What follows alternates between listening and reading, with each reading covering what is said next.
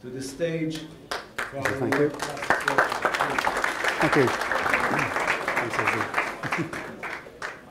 Lucy, thank you. And Doody, thank you very much for the invitation to come and speak to you today. I'd like to also thank the previous speakers. I'm very fortunate that some of the topics I'll talk about today were covered yesterday, especially by Eric, so I can just lead on from there. And the great thing is I get the final word, so I can say what I like. I hope it makes sense to everybody. What I plan to do is to talk about base materials development, so to explain first of all where we are and how we got to where we are. I want to then talk about reliability, especially reliability into low loss and high frequency applications. So I'll take the conversation on from the development and then I'll move it on to eventually signal integrity. So if you bear with me, we will eventually cover the whole topics. I discovered yesterday that I'm, I think, the only chemist in the room. I hope that's still the case, because again, I will get away with murder, hopefully, if it is the case still. I want to describe very briefly what the PCB laminate or substrate process is.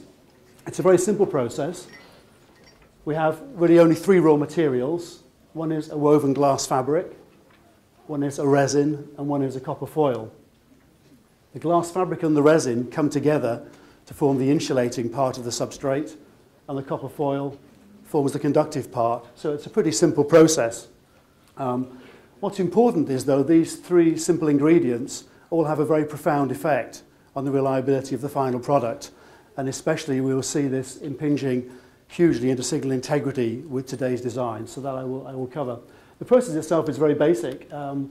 First of all, the resin and the glass are brought together in a treating process, so we just coat the glass with a resin with an adhesive. This then is taken and sheets of copper foil are added to the outsides of a stack of this material. It can be 1 layer or 20 layers depending on the application. These are then put into a pressing system, so they're heated up under pressure, so the resin melts. The resin then eventually cures and forms a cross-linked product which is rigid and very, very strong. Then we cut it to size and we sell it. It's really as simple as that. We also sell this intermediate stage, the so-called prepregs. These are resins with the glass fabric. These can be used then to form composite materials, building up multiple layers. So typically we would sell the prepreg layers and the laminates together. So that's the basic process in a nutshell, very, very simple. But if I told you that the raw materials probably account for between 50 and 70% of the final selling price, you can see the impact the raw materials really have. So it's almost a commoditized product, although we still find ourselves having really specialty applications. And I think as we go through that, you'll see the changes that have been made and the detail of the technology applied to the resin and the glass fabric, and now subsequently the copper foil. So all three of them now are very technical, engineered parts of the final product. So here's the chemistry I promised you. I mentioned about curing this material. This is a thermosetting material. So we go through a process of time and temperature. After that process, the material becomes cured and set into a final position. It's like using sulfur to cure rubber for tires, to vulcanize rubber. It's a one-way process. Once it's been done, there's no going back. And the interesting thing in the end is that every single circuit board that you've ever seen is a single molecule. It's one molecule bonded together and set firmly into that position. We typically use this material called diisocyanidamide to cure the product. This is the cross-linking agent. We use that to stick everything together. You heard Eric talk yesterday about the epoxy molecule. Well, this is one. He talked about the oxirane group, which is the oxygen, I'll do it from this side, oxygen and carbon link. This is the epoxy bit. There are two of them either end, hence it's called normally difunctional epoxy. This bond is very easily broken, and very easily broken by this particular structure at the end here, this nitrogen bond. So we actually end up with this material linking together a number of these chains. This process continues across the board and also in this direction as well with other linkage sites until we form this very, very dense cross-link network. You wonder why I'm talking about it. I'm talking about it because this is the system we've used for a great many years, probably since the 1950s until the late 1990s. It's very widely used for cross-linking epoxy resins in all kinds of applications. But into the lead-free and high reliability arena, a few issues came around. Once soldering temperatures rose above 230, 235 and reached 260, which is where we are more or less today with the lead-free systems, this part fails. So we get a failure of the thermal integrity of the system. So it's a fairly big move to change this in the last 15 years or so. And we've gone from this, which is an inorganic compound, to an organic curing compound. So now we use a so-called phenolic curing agent. You may see different names for this. This has basically phenol groups, and you see there's an N here. This is a polymer, so then we're using a polymer to cure another polymer. With this we can get also much higher degrees of cross-linking density, and we can deliver a material that actually is reliable for lead-free applications. I want to go through some of the numbers now and explain what the difference is and what really happened. The curing system I just mentioned is called diandiamide. If we take a standard material, pre-lead free, we would have some properties like this. I'll explain briefly what these are. The TG is a softening point of the resin. It's the point at which it goes from being a brittle solid to being a rubbery semi-solid material. It's a phase change, it's reversible. Around 140 was the standard. The TD is the decomposition temperature, which is a very critical property. This is the temperature at which 5% of the material is lost. So 5% turns to carbon dioxide, oxides of carbon in general, and volatilizes. So there we get breakdown. Two of the properties, the T260 is the time to delamination at 260 degrees centigrade. So this would mean at 15 minutes we survive 260. After that, the material is completely destroyed. T288, you can probably guess, is 288 degrees centigrade. And here we get less than 1 minute. So that was the standard until around the mid-1990s, I would say, and it's been that way for a great many years. There's an alternative to that using what's called high TG materials, which probably many of you have heard of. So the initial trend was to say, okay, no problem, lead-free is coming, we'll use a material with a higher softening point, a higher TG. So we'll go from 140 to 175, it'll all be fine. Exactly the opposite, in fact. It was the completely wrong thing to do. If you look at the rest of the data here, you see the TD actually went down. So instead of 315, it's now 300. T260 more or less halved, and the T288 still less than 1 minute. So purely the one property, the softening point, is not enough. So this was really a mistake from some people making this change. They wanted to stay with DICE because they were used to using that system and carry on with the old formulations, and basically just try and get a premium for a higher softening point, higher TG material. The solution in the end was to change the curing system completely. So swap out the DICE for the organic material, the phenolic I mentioned, keep the TG of 175 in this case.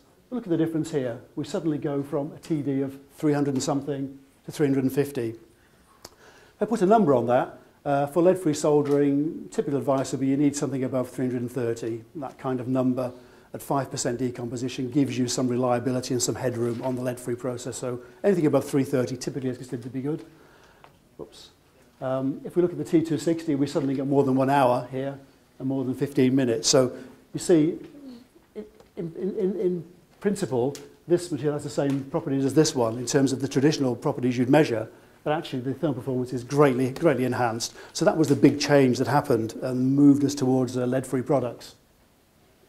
And you can see it visually here. I just put 2 slides up showing the 2 products. So taking the old product, here we just dip them into solder at 288 for 20 seconds, 2 times, 3 times, and keep on going. You see around about 5 or 6 times the material really has started to turn to carbon, so started to really decompose and fail.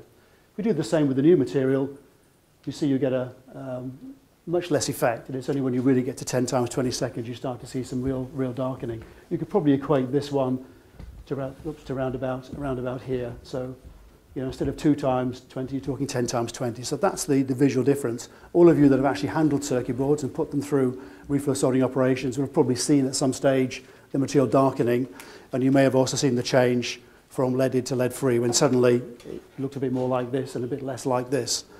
It's not to say this is not functional at this level. Certainly resistance is reduced because we have carbon inside there now. The real problem is when we actually fail between layers. So then we get a delamination, then we fail the interconnect. So, round about this level 4 or 5 times, you start to compromise the integrity to the point that you cannot use the material. And also, let's not forget, The material may go through some soldering operations. It may go through initial soldering. It may go through selective soldering, maybe 2 or 3, even 4 or 5 times. There could then be rework as well. Every time you do that, you're moving along this line, and there comes a point when you can't do any more. So if a further rework is required, then the material will fade at that point. So it is quite an important thing to look at. As ever, it's a compromised material. It's a composite material. It has a range of properties. There was a big issue, which is still an issue today, which is called conductive anodic filamentation. I'm coming on to reliability a bit more now. So this is basically an issue whereby a material survives perfectly well in use. It has a high insulation value, and after a period of time, suddenly there's an abrupt change in the resistance of 2 adjacent features, even leading to a short circuit. The curing agent I showed you before is particularly prone to cause that failure mechanism. The reason being it's actually soluble in water. So if your system is exposed to humidity, it absorbs moisture over time. Any free in the material dissolves and forms an electrolyte. This then forms a pathway between the adjacent features and can fail. So around the same time as we were going through lead-free, this CAF was on the agenda as well. And if I just show you the difference the curing system made to the CAF performance. Here I'm just showing a chart, percentage of failures from, I think it was 25 test coupons. Wall-to-wall gap, so 640 microns down to 280 microns. You know, today I suppose we're around about here in real design, so it gives you an idea of where we are. If I take the old grade of material, so let's say the die-secured high TG material, you find that at 640 wall-to-wall gap we were getting 10% failures. When you're down here, 100% failures at 280 microns, so pretty severe failure rate. Just by changing out that curing system, changing nothing else, we suddenly found that 500 wall-to-wall gap, there were 0 failures, and even down to 10% to 280 microns. That was at 100 volts, with I think it was 85% relative humidity, and that just shows you the difference in the performance. So quite a nice improvement occurred at the same time, basically. So by changing out this curing system from this diacetyl to phenolic, everyone also got the benefit of an improved CAF performance. And at the time, talking late 90s, that was pretty good because feature sizes were sub 500 microns at the time, or gap between features was sub 500 micron. So in those days, that worked fine. It's not the case quite so much today because, as ever, feature sizes have got smaller and smaller. The demand has become greater. So actually now, there are other things we need to do to improve that. I'll try and describe those in a moment. I've got a chart here which just shows you the factors that affect the CAF resistance. So, how your performance is depends on these various properties and factors. This chart shows a normalized time to failure. So here's the average for all failures. Here's worse and here's better. So just to start off, the gap is a very important feature. So small gaps fail quicker than big gaps, which you might imagine. There's a migration from one to the other. The further away it is, the less chance of there being a failure. The voltage is also very critical. The voltage is the driver, of course. It's the potential difference. So 5 volts is here, 500 volts is here. We're seeing a great tendency in certain areas, especially electromobility, to move towards higher voltages now. Even if we test even now to over 1 kilovolt in those applications. So that's becoming critical again. I mentioned the curing system. So here's the factor that has. Here's the effect that has. So here's non-die-secured, and here's the old die-secured system. So it's like going from a gap of, say, 350 microns to a gap of 600 microns. Everyone has doubled the gap and got the same performance. So that was a very, very important change from the resin chemistry. What's a bit more worrying is the influence of the actual board producer. So we've talked about the design, which are these elements. We've talked about the material, which is this element. This is the board shop. So if you go to board shop C, you get this kind of performance. Board shop A gives you this kind of performance. So basically, a board shop can actually take away the entire benefit you receive from using an improved material, which is quite an important thing, and we'll come back to it at the end. But for CAF resistance, you need to talk about the material, the design, which means the process, and also the fabricator. A number of reasons why that's the case. We can look at orientation of the board. I'll talk about glass weave a bit later on, but there's an X and a Y direction. These have an influence. Also, you can stagger the material, so you can actually put the holes so they don't follow glass threads or trackways within the material. That gives you a benefit as well. Again, the design feature. You can look at the glass weave itself, which again I will expand upon. Heavy glass weave is generally worse than fine glass weave, and there are very special reasons for that. You look at the reflow process. 3 times lead-free simulated reflow makes it worse than none. This is obviously a thermal stress, and this is causing some failures. TG material has virtually no influence. High and low, not much difference at all, really. It's pretty irrelevant. And then with the pad or with the via only, so do you take the unused pads out or do you leave them in? It doesn't make really any difference. So down here, we're not talking about really major effects. And what's important is the design features, which are these and this, the material and the process. This is work done over a number of years, by the way. We just had another study as well, which has gone in a bit more detail about the process side. So this bit here, so we begin to try to understand what is it in the process that has the influence on the final performance. We can look at the glass wet out. If you look at this material here, you'll see there is a glass weave inside, sort of a shadow and resin areas. And this has been completely wetted, so the resin has bonded very well to the glass fibres and made a very, very strong bond. This one, it's not so good. You can see white areas where the resin hasn't bonded so well. And you can imagine if there was a feature here and a feature here, you know, there's pretty much a pathway between the two. So you can imagine how there could be a failure between those two features. If you look at this in cross-section, you see the copper traces here, you see the glass fibres, and you can see these unwetted or de-wetted areas running along the fibres. You know, those are pathways, and some we have to really avoid. The way we try to get around this is to use a finish, an adhesive, if you like, onto the glass fibres, so we can bond them to the resin. This is a typical one that's used, methoxyaminosilane. I could have drawn another one, but the board wasn't big enough. This then is hydrolyzed. And we have then 2 parts in the end. We have a part which reacts with the organic part and a part which reacts with the inorganic part. The glass itself is basically oxides, silicon oxide in particular. So we can take this hydrolyzed material, we put it in proximity with the glass fabric, we then dehydrolyze, we take the water away, and then you get this SiO-Si bond. And that's what we're looking for, a chemical bond between the glass and between the resin itself. Because this NH2 group, you saw before, amines react with the resin, this amine reacts with the resin and forms a chemical bond between the two. And that's really what we're looking for. So we have to get that chemical bond. If we get the chemical bond in place, then whenever we throw at it, that bond stays good, it doesn't fail. If the bond fails, then of course we have a mismatch between the bonding agent and the glass, and there's a potential pathway there. This is how it looks from the producers of these kind of materials. So here's the SiO-Si I talked about. These light dots are the polymer. These are the bonding agent, the resin, sorry. And then you form a diffuse interface with this so-called coupling agent. This is the R, the bit they don't tell you what it is. So some organic mixture within the bonding system.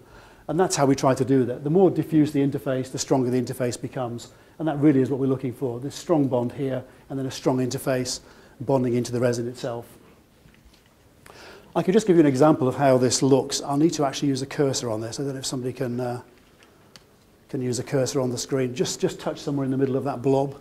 This is a blob of resin. Thanks. Just click. Click. Just click anywhere. Doesn't matter where. Or click down here. Okay, that's it. This resin goes onto the glass fabric, and you see in this case it's wetting in reasonably quickly. That's an eyedropper. Well, it's a very, very small drop. So that's I call finish A. So I've treated the glass here with a certain material that enables that resin to wet it very nicely. Can we go to the next slide and do the same thing again? Sorry, Dudi, I'm making you work. Just click anywhere on the blob again. So look at B. Now B's gone onto there, but look, it's not really wetted very well. This angle is still very, very high, a really high contact angle for quite a long time. Eventually the material does wet. All I changed there was the finish on the glass. The resin is the same. The glass style is the same. So you may not know which is finish A, which is finish B. The people who make the materials may not know which is finish A and finish B, but there can be a very dramatic difference if you choose finish A over finish B. This is kind of a time lapse, so we can just see here, you know, within a few seconds, we've got a very low contact angle of finish A. It's really till we get to about 8 seconds, so twice the time-ish, before you get really a good contact angle with finish B. So that's really quite critical. You can also see that in the real board. So here's a board backlit, finish A, finish B. I'll just blow those up a bit. I hope you can see here. This is the whole wall here.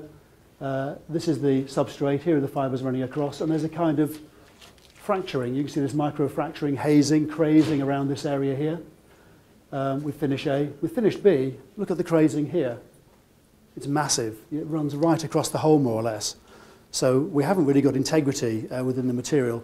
They're all composite materials. They all contain fibres. They all contain resins. If you get this degree of failure, before you've even started, you have a pathway. So here you could say the gap is, let's say, 500 microns. Here the gap is actually 0 microns because you have a pathway for solutions and electrolytes to run straight across and reduce the insulation resistance and cause you a premature failure.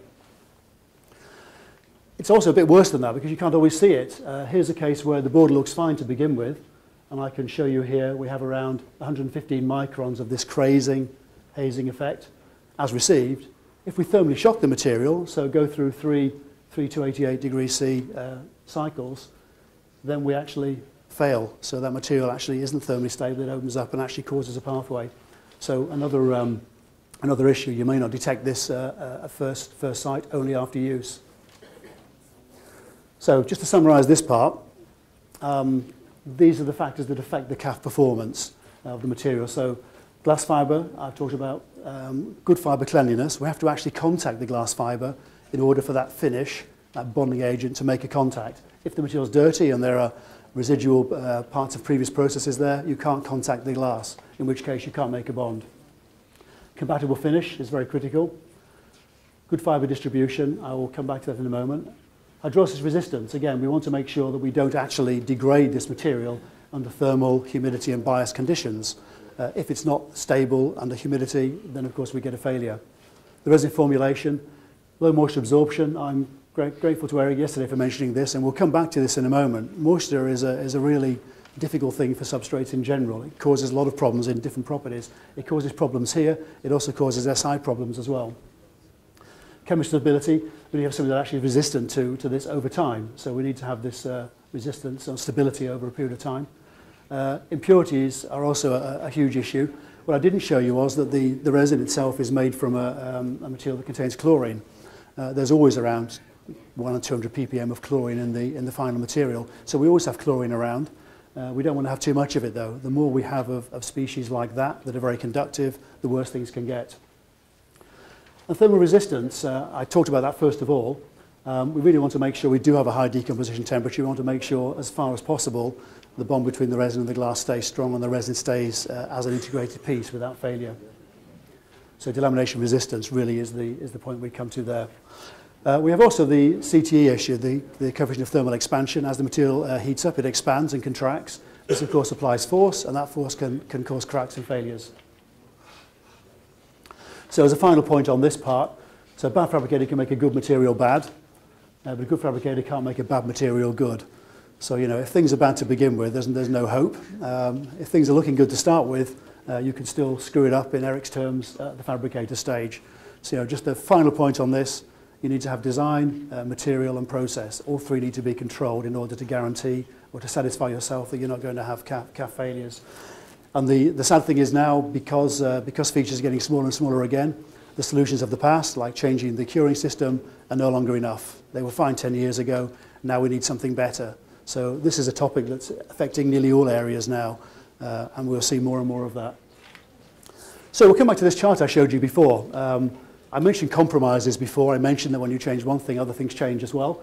I talked about where we came to, more or less here, with the high TG phenolics. So here we got to a point we could survive CAF, we could survive thermal cycling, we could survive lead-free soldering. Everything was looking in a reasonable shape. I didn't tell you electrical data though, I left that till now. Electrically, there were some issues. I've put some figures on here, DKs and DFs at 2, 5 and 10 gigahertz. If you look at the standard material, ignore the DK for now, they're all pretty similar. Look at the DF. The DF for standard material was around 0.02, more or less. Pretty irrespective of frequency, doesn't matter too much. High TG was the same. Look what happened with the high TG phenolic though. We suddenly got 25% worse, 20% worse. Quite a significant change to electrical properties. Now, it didn't affect everybody, but this higher dissipation factor, of course, did affect some people, especially it affected people making high-end servers, who suddenly found a lot more heat being generated, a lot more signal being lost. So that was quite a surprise. So it tells us that the high TG wasn't the end of the story, using phenolic curing systems. So since then, there's been a further move. You know, you did hear also yesterday that the epoxy resin does have, you know, quite a few chances for movement, so fairly high dipole moment. You can now go to systems that are non-dicey, non-phenolic, and in fact non-epoxy is really where I'm going with this. So moving away from epoxy resins, we can then get all these properties fine. The DK doesn't change much, but look at the DFs. So with an FR4 material, which is still classed as FR4, FR4 is a very broad church. We can, you know, have a lot of products in FR4. We can now get down to DFs lower than we started with on standard TG materials before we started playing around with the resin system to get lead-free compatibility. And that's a fairly recent change in the last few years. And there's a lot of materials now into this space as people are asking for lower and lower DFs, and it becomes far more critical. You'll see a lot more materials into this category.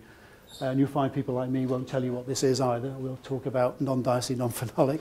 There is some published data, so you can see to some degree what this might be.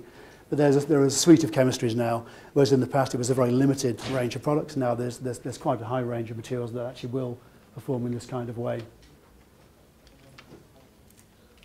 I mentioned the TG before. I'll come back to that because it's quite an important thing to discuss. TG is a softening point, as I mentioned, of the resin. It's affected hugely by the structure. In fact, it's affected mainly by the structure. And just as an example, we could look at something simple like polythene. I suppose this is chemistry again, but I was trying to make a point. This has a TG of minus 110. So polythene is always rubbery. It's always soft at our room temperatures. Melting point 115 degrees centigrade. Make it a bit more complicated. We stick a methane group here. We go to polypropylene. And then suddenly we go to a minus 20 TG, so we're getting nearer room temperature. Melting point goes to 175. I do something bigger now, add a benzene ring instead, and we get polystyrene. Then we can arrive at a TG of 100 degrees centigrade and a melting point of 240. So the basic structure is the same. It's the same backbone exactly. All we've done is hang bigger and bigger things on it. Of course, polystyrene is used for cups because you can put boiling water in a polystyrene cup and it won't go soft. So that's the key point. So structure is really quite critical for how the properties are. Of course, we can play with this endlessly. We can add all kinds of materials in. We can make composite materials with different blends of different resins. We can use different curing systems and really play around. And the scope is huge. You know, you see from here to here. You know, I could tell you could take an FR4 material with a TG from, let's say, 100 degrees centigrade up to more than 200 degrees centigrade. So that range is available still within the classification of FR4. I want to explain now what the TG does and what the importance of TG is. I've already explained it's not a good thing, or it's not the answer for lead-free soldering. So what is it for? It's basically a property which we use to control expansion and reduce the expansion rate of a material. We measure this with three values, alpha 1, alpha 2, and alpha 3. If I take a material here, here's the expansion rate from room temperature to 2 degrees centigrade. So we just take a range ppm per degree K. So how much for every degree Kelvin does the material actually expand? If we take a range, a TG of 135 for example, go from 25 degrees to 135, we follow this line. So we have a rate of expansion, let's say 50 ppm per degree centigrade, and it's consistent. Until we reach the TG. At the TG, suddenly the material softens. We then get more degrees of freedom. We have more chance for this molecule to rotate and move around. So suddenly we have a lot larger volume to fill. That larger volume allows the material to expand at a higher rate. We have then the alpha 2 rate. So between 135 and the TG, and any arbitrary point, the rate is now much higher. Instead of being 40 or 50 ppm per degree C, it suddenly becomes more than 200 ppm per degree C. So a much higher rate of expansion. So this is a columnar grain structure. It's plated onto a drum, usually a titanium drum. This is 35 microns. The tooth on the back side here is deliberately made that way to be rough, so we get a good bond and a good mechanical adhesion to the laminate material. And then on top of it, we put little tiny nodules, these little sort of cauliflower bits are stuck on there. This depth can be 10 microns or thereabouts. That's where standard foil sits. So 10 microns is here and 20-something microns is above the surface. This is the surface of the material. So, you know, a third of it almost is actually buried inside the material. Here's how it actually looks. This is the shiny side, the resist side. This is the bonding side. So that's how it looks on the photomicrographs. If we take a case of a 10 megahertz signal, for example, we can calculate a skin depth of 21 microns. We can imagine how that would flow through the copper foil. It goes straight through the middle. The skin depth is way less than the profile, so there's no issue at all. You can use the most of the bandwidth, most of the width of the conductor to pass a signal through.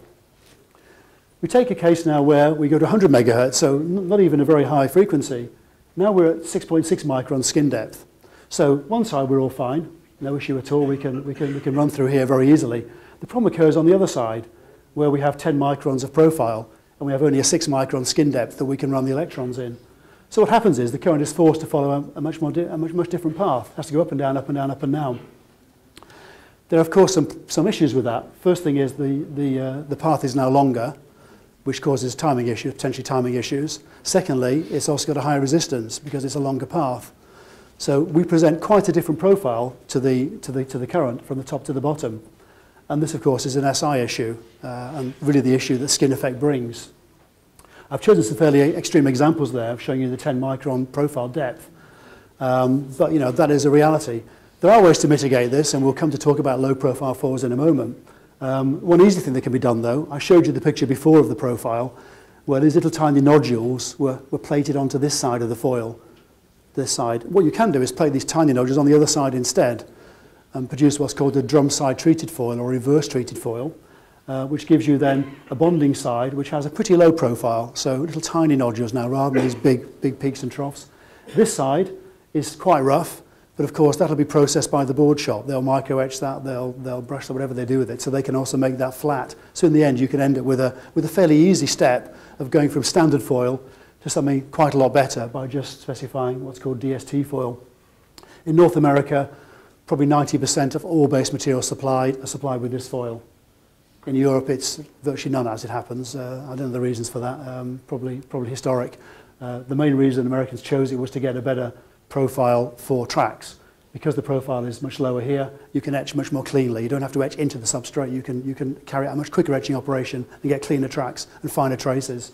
But that is an easy step, an easy first step, without really incurring any significant cost disadvantage. Here are the specifications and really where the issues come to the fore. Standard foil has got a 10 micron profile maximum. That's where the specs sit.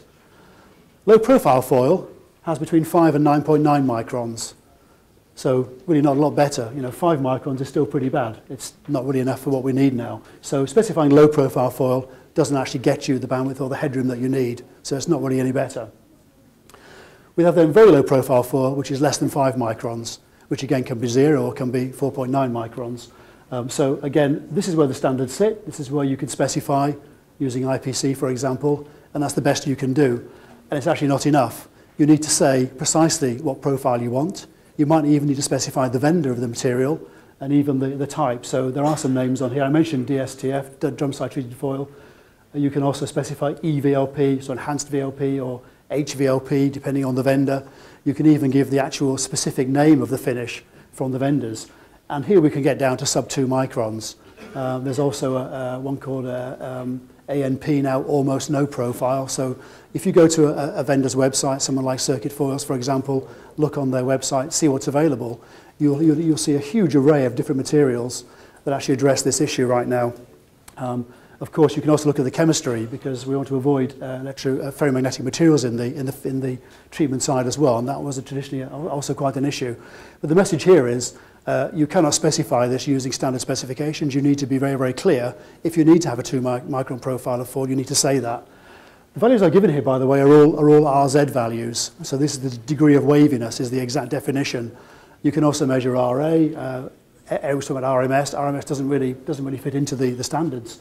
The RA would be the sort of micro profile, those little tiny cauliflowers I showed you earlier. The RZ is more the peaks and the troughs over a period.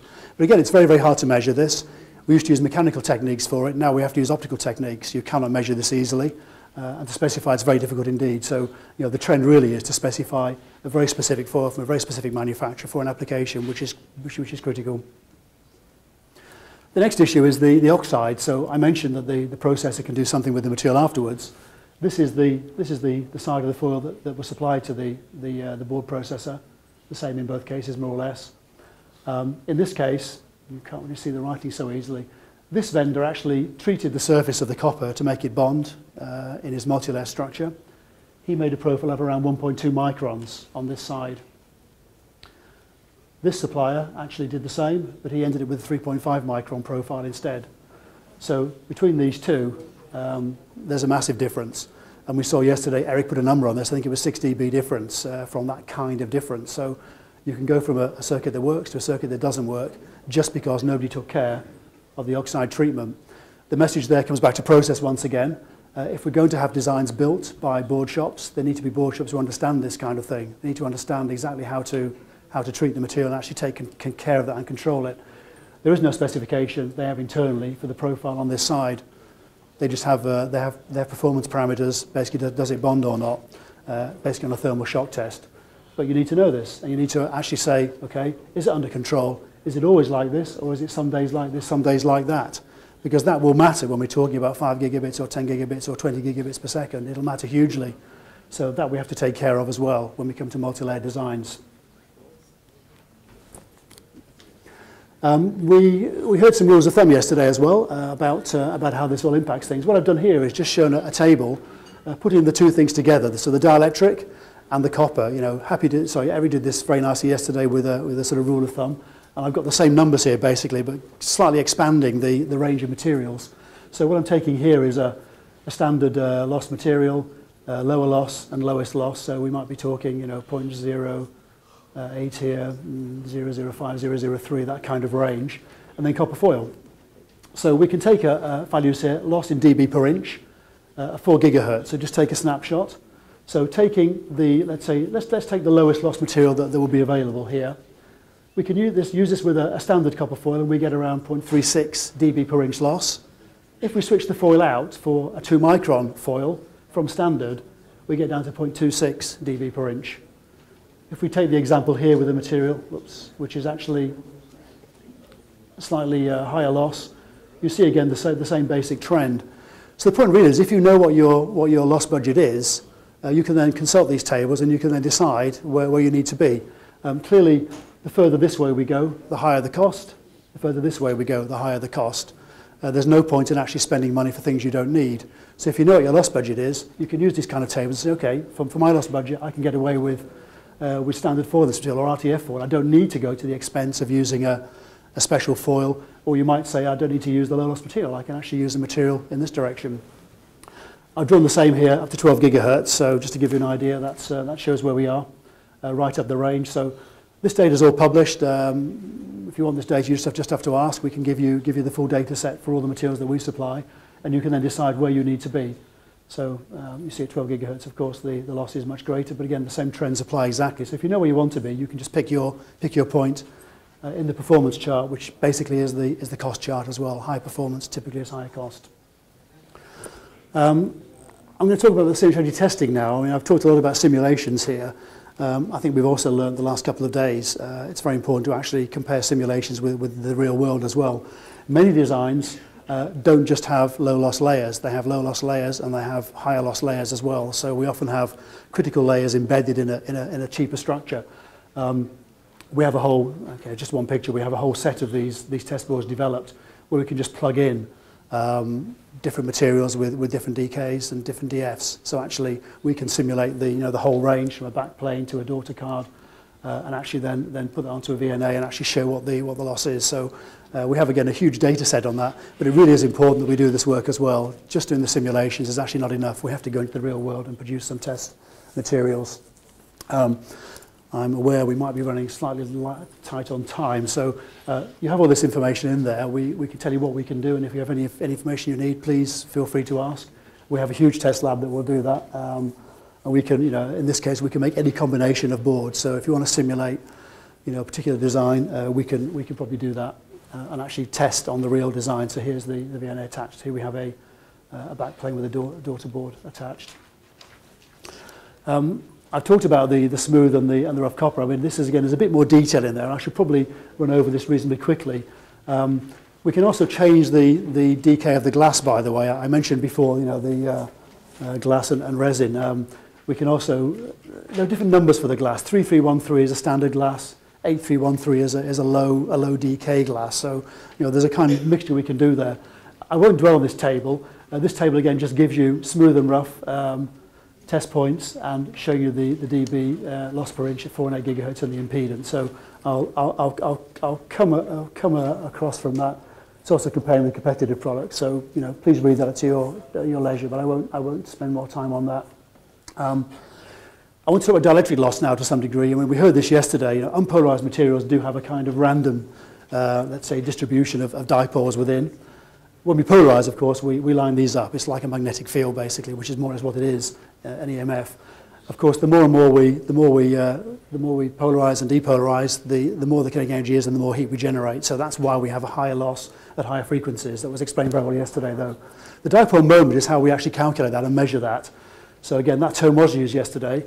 Overall, we've got a zero charge. You know, there is no charge overall. But if you take the sort of micro charges, they don't quite add up over a very small pitch. And we talked about microwave ovens yesterday. I've got to change this, by the way. I mentioned here 2.45 gigahertz optimal time for the molecules to rotate. We found out that was wrong yesterday. So the answer is, of course, it's not regulated. So please ignore the writing there. But the principle is really critical. Here's a water molecule with a slight delta negative on the oxygen side and a slight delta positive on the hydrogen side.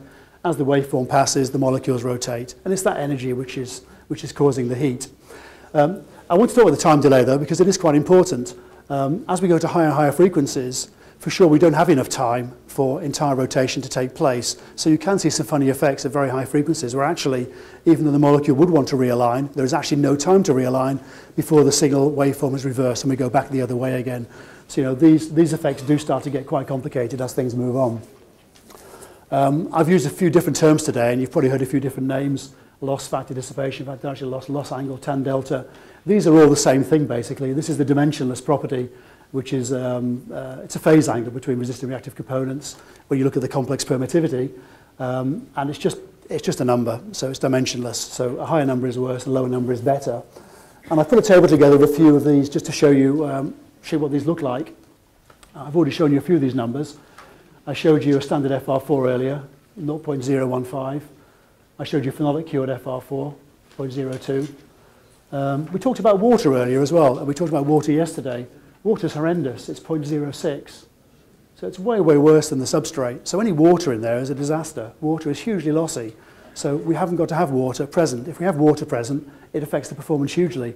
And that's a very big concern on applications which are outside. For example, automotive radar, where we might have an application for collision avoidance.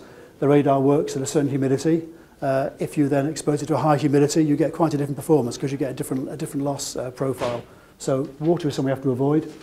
I talked about glass, quite low. I talked about NE glass, which is actually low loss glass, even lower. So we can play around with these things. We can also look at ceramics. I talked about ceramics earlier. We talked about ceramics as fillers. We put these in to mitigate the CTE, the expansion coefficient. Alumina has got a very, very low loss factor. So, of course, one thing we can do is we can just fill the material with that kind of stuff. So we can take an FR4, which has got a value of 0.015, and we can fill it with a lot of this material. And we can then get a much better loss factor. So we can actually benefit loss and improve signal integrity by doing just that.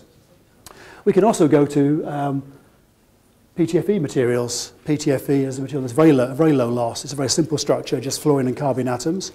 The fluorine atoms are so electronegative, they force themselves apart and they don't move at all, basically. They form a kind of helix around the carbon. So whatever you do, they hardly move because they really don't want to move. So it's a very low dipole moment and therefore hardly any loss. Or we could look at taking this aluminium, putting it into a low loss substrate, and we can get down to these 003 numbers. All of these things do have a trade-off, though. If we start filling materials with high levels of alumina, we get some other issues. For example, we can't drill it very well because it's very, very hard. So trying to drill very, very tight pitch of holes, it becomes difficult, becomes more costly. We also find that there's less adhesive available now because part of it is actually inert. So we can't stick the copper as well. So the copper falls off or can fall off. So all kinds of compromises. PTFE is a great substrate. I mean, very, very low loss. The problem with PTFE is it's very hard to process. You have to use plasma techniques, or you have to use, try to make a multilayer with PTFE. It's very, very hard to get the layers to bond together. It really does not want to stick. It's Teflon, basically. So quite hard for complex designs, very good for simple designs, especially for antennas. So it's where it's widely used. So I'm coming on to a point of talking about a new generation of PCB substrates that actually build on the FR4 type of material, but start to bring in some of these better properties. And really, the demand is actually exactly there because PTFE would have been the choice of many designers, or using a heavily ceramic filled substrate. The problem with those is limitations in design flexibility on the one hand, and also in process. You don't want to go to mass market with a board that only one or two processors can produce. Mass market requires that the entire market can produce the boards, which means standard processes. It means we have to have standard drilling, we have to have standard desmearing, standard chemical processes, nothing too specialized. So really, this is now, I suppose, the advert slightly, but I shall do it very briefly. Products like this, which is a sort of first generation post-PTFE material, allows you to do these things. Basically, with the advantage that we don't have any filler inside there. It's an entirely new chemistry, so that doesn't have any impact. And we don't need to use complicated plasma desmearing systems. So there are products like that. There are products like that which are also halogen-free, which in some cases is also a driver, typically by consumer demand. But there are other ways of doing that. And you see these benefits: no plasma, reduced drilling costs, long shelf. So let's say, the market is trying to move towards products that give you the low loss benefits, the signal integrity benefits, without the downside of really, first of all, a high cost or a high process overhead or limited design bandwidth. And I think we'll see a lot of products in this space in the next few years. They're already the first ones are in there, and this will develop and develop. So in the end, you'll move away from FR4. You'll come into a material which is to some degree commoditized, but actually giving you the speciality performance that you require. And in this way, we can actually open up new markets. Things like automotive radar wouldn't exist if it was costing $200 or $500 or $1,000 to produce each unit. If we can talk about $20 or $50, then we have a market. So that will have a big impact. I've only a few minutes left. I want to talk about glass fabric. We saw something earlier.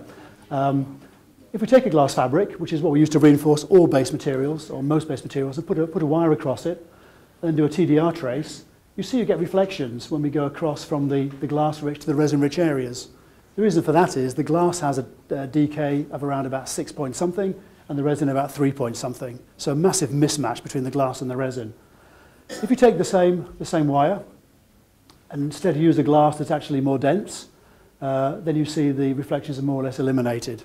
So Lee Ritchie, who's another one of these design gurus, said by simply changing the style of glass, you can really reduce the problems of varying impedance and velocity.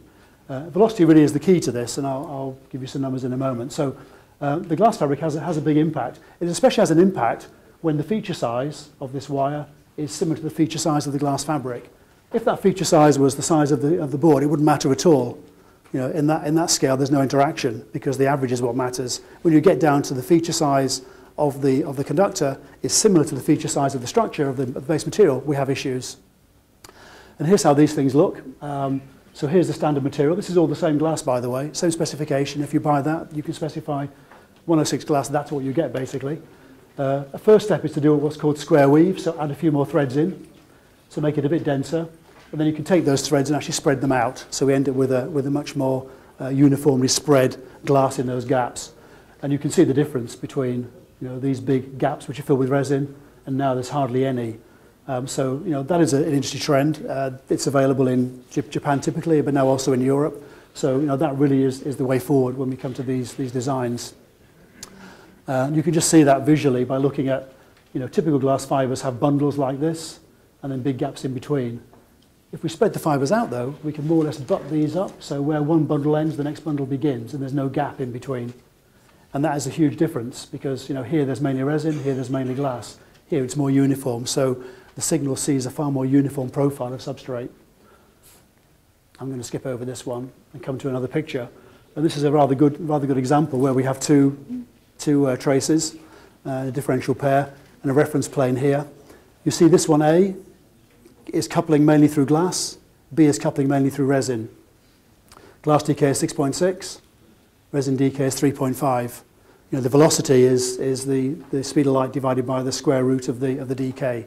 So you take my word for it, it's about a 25% difference in speed between those two traces, which is quite significant when you come across a long distance. We know what differential pairs are. We know what that looks like as well. That's a nice picture for a change. If we get to a point, though, where we start to get some skew issues and we end up with differences caused by decay mismatch, we can arrive at this position very, very easily. So you can imagine those two traces I showed you. This is 80 picoseconds difference. So 80 picoseconds destroys our integrity completely. So if one trace signal arrives 25% speed higher or lower than the other one, we can arrive in this position very, very easily. And the problem is we have glass and we have resin, and they have a different decay, by quite a big number. One way to mitigate that, of course, is to have the same decay of glass and resin. So I did show you before the decay of glass around 6.6. I showed you a material called NE glass with a decay around about 4.2. If we use that glass instead and take resin with a decay of around 4.2 as well, we can get a mixture that's got the same decay, glass and resin, so it doesn't actually matter anymore. I don't know if you can read this. The table, basically all the cores, how they're built, so different styles of glass fabric, resin content, which has a huge impact on the DK and DF normally. And look at all this data table here. So 100 megahertz, 501 gig, 2 up to 10 gigs. We're looking at these values on the DK. They're all 4.13 to 4.15, more or less. So if we can match the glass and the resin, the problem goes away completely. We haven't got to worry about it anymore. All gone, because wherever you pass the signal trace, you get the same view. I could do the same for DF, by the way. Again, very, very similar. Slight changes on the DF. The resin is slightly more lossy than the glass, but really hardly any change. Time's up, so the last couple of slides. We try to map this on a chart showing, on the one side, thermal performance. So up here is better, down here is worse. This line here is, this line round about here, beneath it will be leaded and above here is lead-free. And then we look at the frequency on here. And, here's our traditional range of products. And basically, the vector is this way now very much. And I think we're seeing more and more of things going in that direction. Here's just an idea of where the DFs might be for different applications. So we can look at low-end servers right up to high-speed digital high-reliability applications, backplanes, line cards, and so on. And then a mapping of our products. So again, I'll skip over that. You can read that at your leisure. Very last slide. Here are a few products in the HSD spectrum. Entry level up to the best that's available right now from us. I'll just point out one property, which is the moisture absorption. At this level, we're 0.15%. Here, we're 0.01%. So the substrate itself, to get good low loss performance, has to have a low moisture absorption. So that really is one thing I would leave you with. The rest of the data is in there if you want to look at that, and you're more than welcome to ask me questions later. I'm sorry I've gone over slightly, Uzi, but that's me finished for now. Thank you. Thank you very much, Alan.